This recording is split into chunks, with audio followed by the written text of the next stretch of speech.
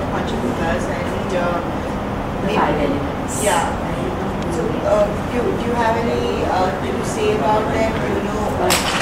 Have you ever done any work which deals with the Panchabhuta? We're looking at earth, we're looking at water, we're looking at fire, we're looking at ether, air, and akasha that surrounds us. Right? So whenever we try to do anything thematic to do with ecology or our surroundings, about the cosmos that we live in, the cosmos that we are a part of, we always talk about the Panchabhuta because we are governed by the fact that there's a physical plane and there's a metaphysical plane at which each of us exists. And the physical reality is that we are born on this planet Earth, so we have Earth, water is essential for life, ether is essential for life, fire is also essential for life, and they're all pure elements, the five pure elements, and space, of course, that surrounds us. We also can link these Panchabhutas to the five senses of the human body and the human mind. And can you tell me what senses are linked to what?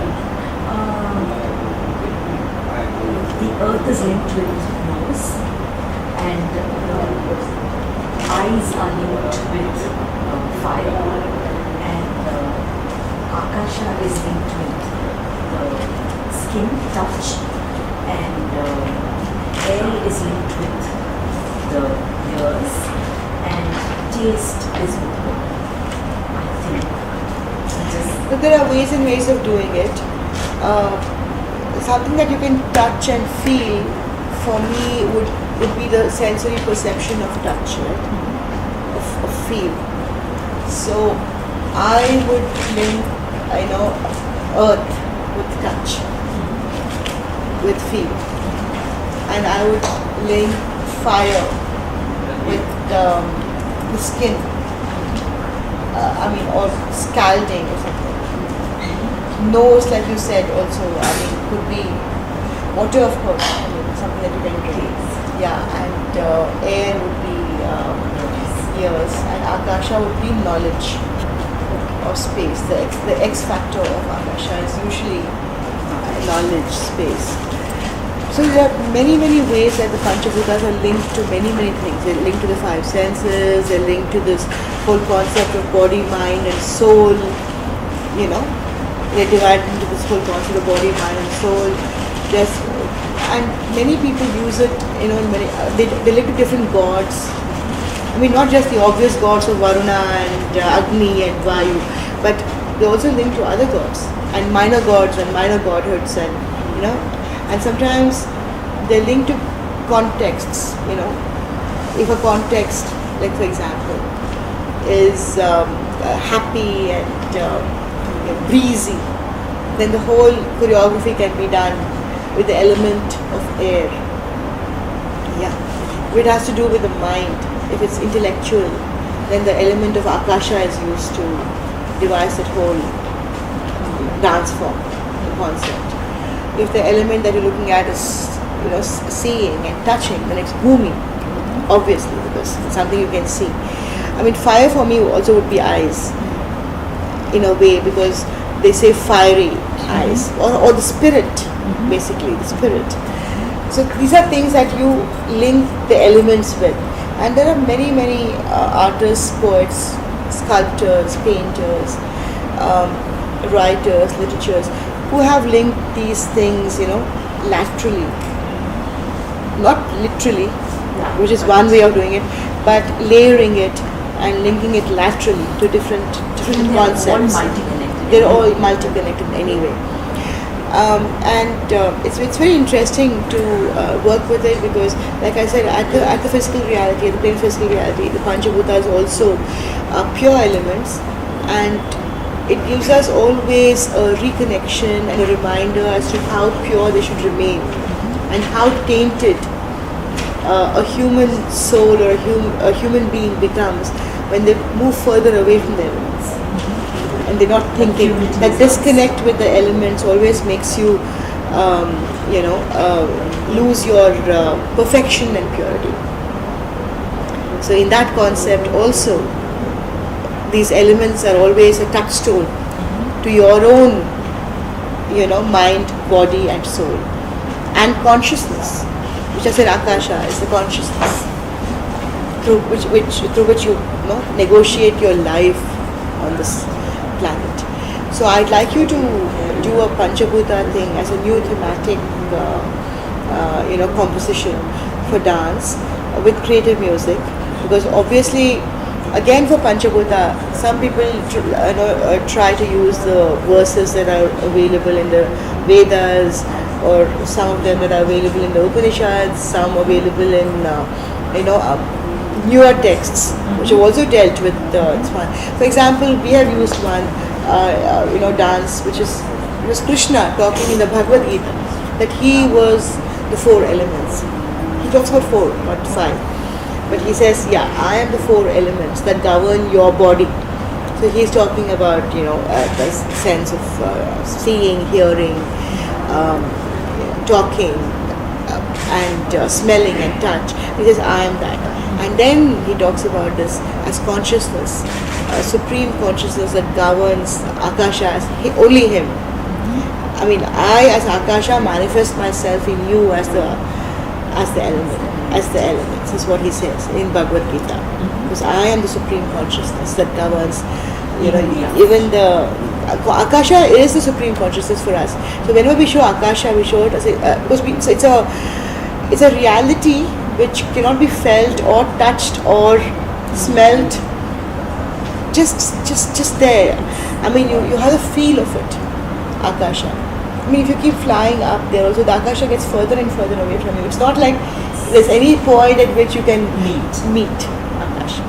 So that is consciousness.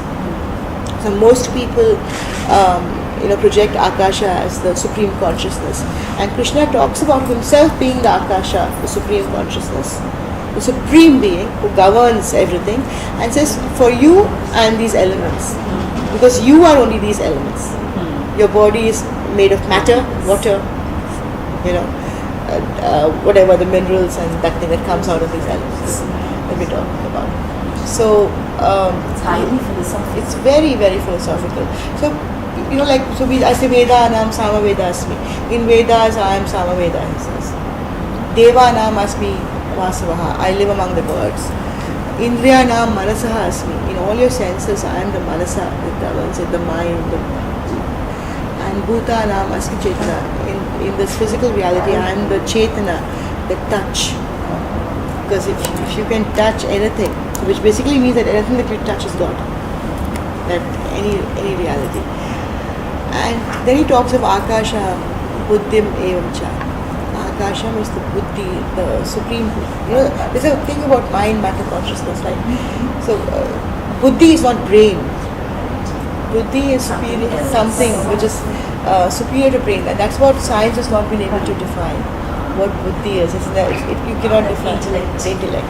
And that is why we say that art shows what science cannot. And most often we talk about why art is superior to science.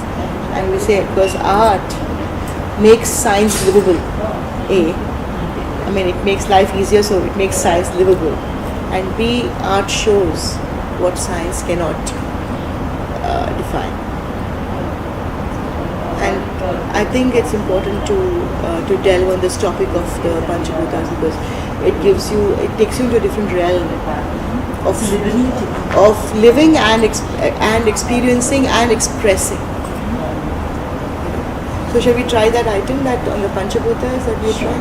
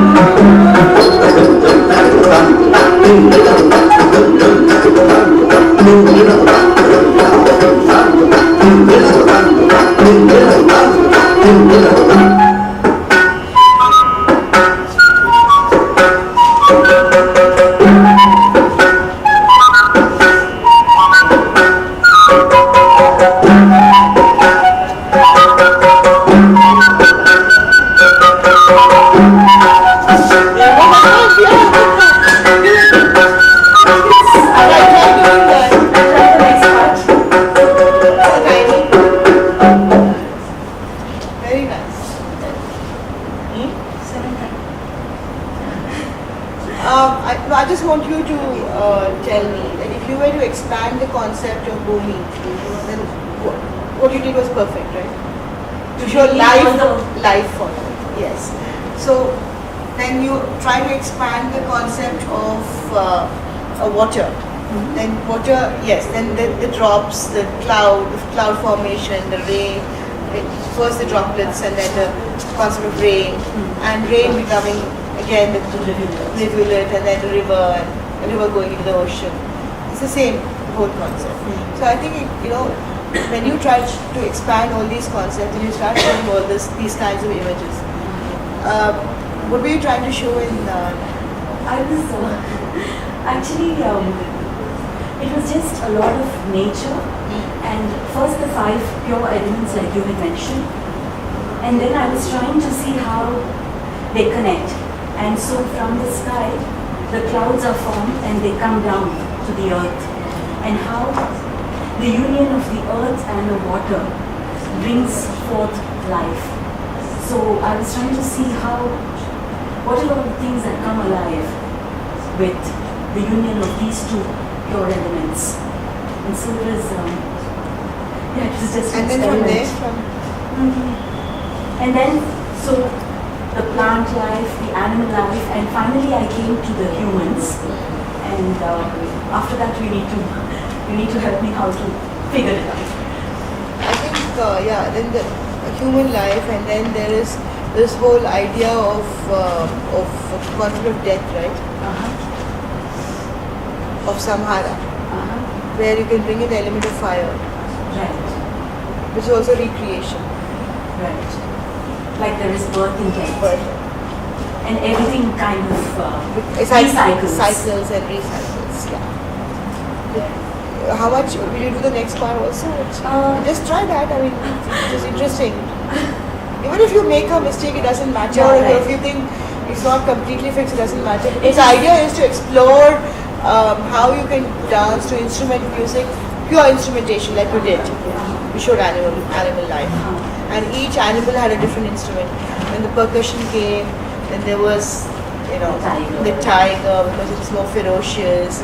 And My favorite is the chanda with the elephant. Yeah, I think the it just goes so beautifully, that sound and the image of the elephant. elephant, and then you showed The deer. with the flute, I think, the instrumentation of the flute. So I think so basically it's what sound inspires you to do that movement. When you think of that particular movement, what do you think is the most appropriate sound? Because here we don't have fixed parameters of having to do this and not having to do that. So you got to sit down with your musician, and tell them what your concept is. The musician, of course, comes forth with his or her own concept of how to do it, and and then there are instruments, the people who play the instruments.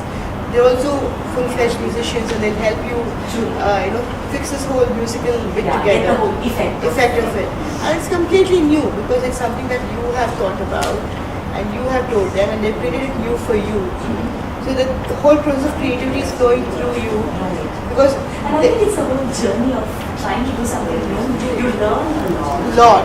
the process of Like you creation. said, research is so important, so go back, and then collaborating with musicians. I think we learn a lot more about music and how to use the various instruments And what how to bring out the ragas, best effect possible for while the using visual. it for the visual that you want to create. Right. And I think that is really most important because ultimately it's all about what visual you're trying to create. Okay, so we can also look at I had done a piece which Rama can sing for you, which you can just choreograph just like that because it's on rain. Okay. Ananda Amritavarshini. Rama just sing that first few lines. Just on Something rain. about summer you were saying. No, but this is about rain. Since you brought the concept of rain, we'll continue with that thing and come back to summer later.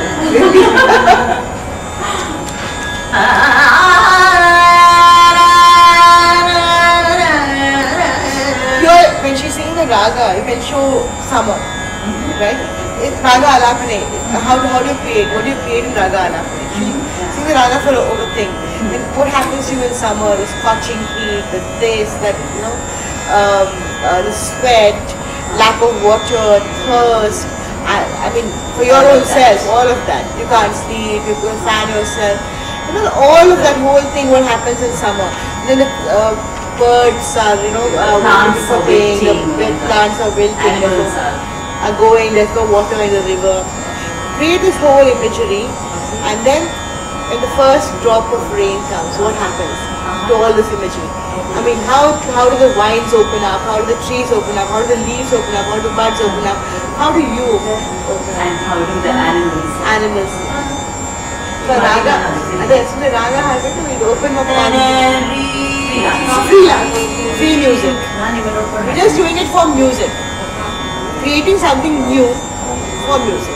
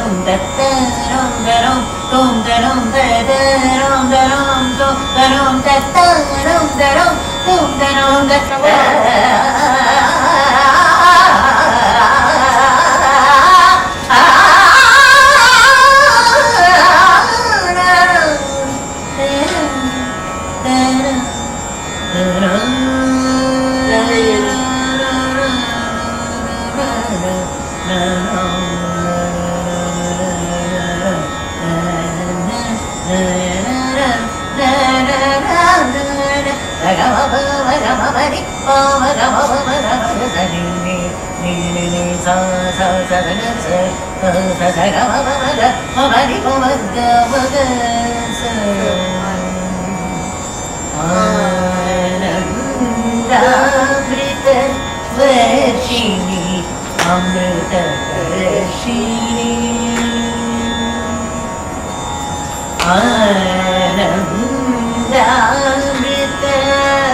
आनन्दामृतवर्षिणि अमृतवर्षिणि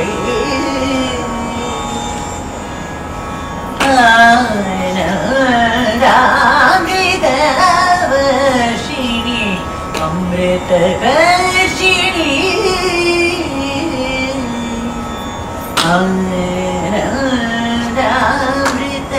आनन्दामृतवर्षिणि अमृतवर्षिणि हरादिपूजिते शिवे भवानि आनन्दामृतवर्षिणि अमृतवर्षिणि हरादिपूजिते शिवे भवानि शिवे Bhavani sorry Haradi? पूजते शिवे Bhavani green हरादी green हरादिपूजिते शिवे green. She's Haradi. हरादिपूजिते शिवे भवानि आनन्दामृतवर्षिणि अमृतवर्षिणि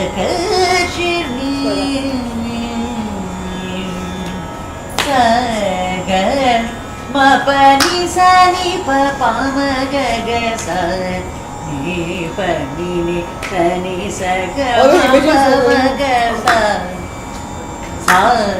ग मपनि सनि पम ग स नि पनि नि सनि स ग मपम ग स ग मपनि सनि पम ग स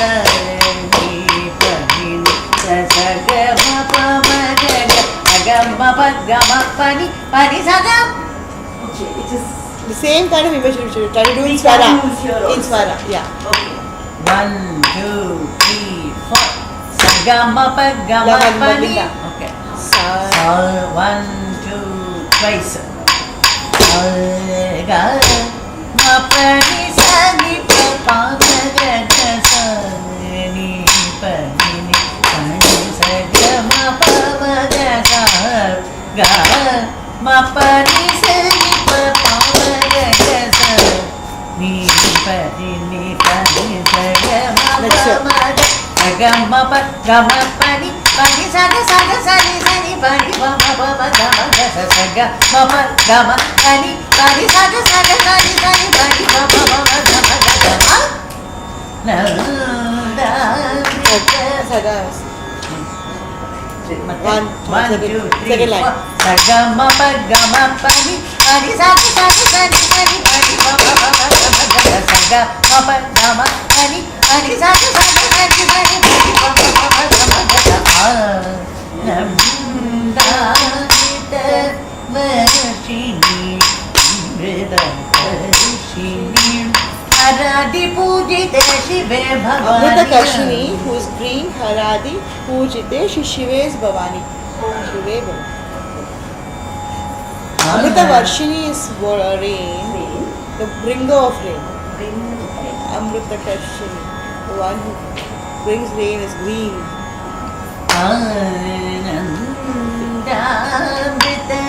आनन्दामृतवर्षिणि अमृतवर्षिणि हरादि पूजिते शिवे भवानि आनन्दामृतवर्षिणि स्वरा पिता। स्वरा। गा ma pani sa ni pa pa ma ga ga sa ni pa ni sa ni sa ga ma pa ma ga sa ga ma pa ni sa ni pa pa ma ga ga sa ni pa ni sa ni sa ga ma pa ma ga ga ma pa ga ma pa ni sa ga sa ni sa ni sa ni pa ni ma ma ma ga ma ga sa ga ma pa ga ma ni sa ga sa ga sa ni sa ni pa ni ma ma ma ga ma ga sa वर्षिणि आराधि पूजिते शिवे Bhavani Ananda Nice. Sarvashri.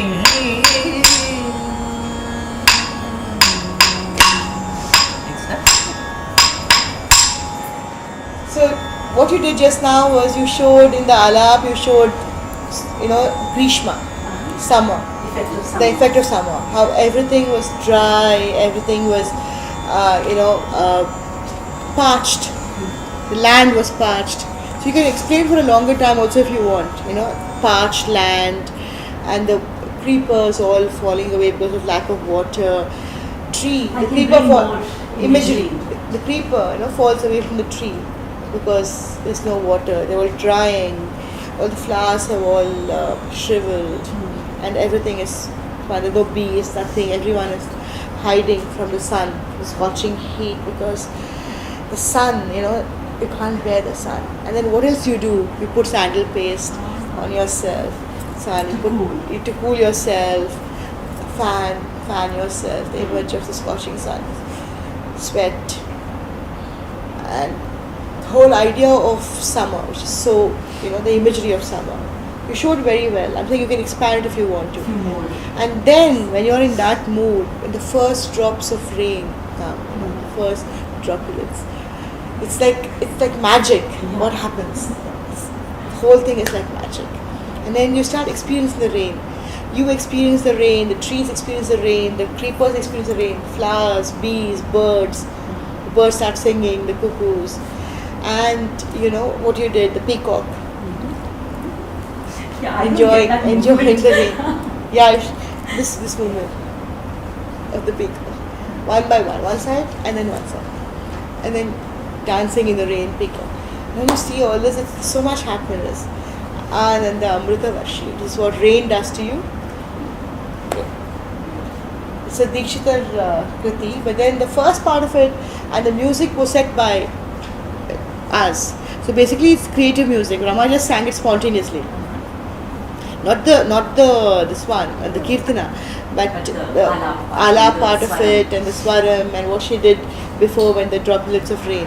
So creative music also can be done spontaneously by a very, very experienced musician such as Ramaji. So when you go to do something new, it's always better to go to a musician who is very experienced and who understands the mood of dance. There are many singers, there are many musicians who do their own music, and they say, okay, this is the music that we have done, you can dance for it. No, you can't. The musician has to understand the dancer's intent, and it has to be a collaboration, and it's an equal collaboration, because without music there can be no dance. And if the musician does everything beautifully and dancer is not doing it properly, then she doesn't give expression to that music. So both Drishya, Kavya, Drishya, and what is music called? Dhvani. Shravya, what you listen to. Drishya, what you see, and Kavya, what you write poetry. They're all equally important in this whole process of creation and creating a new concept or creating new choreography.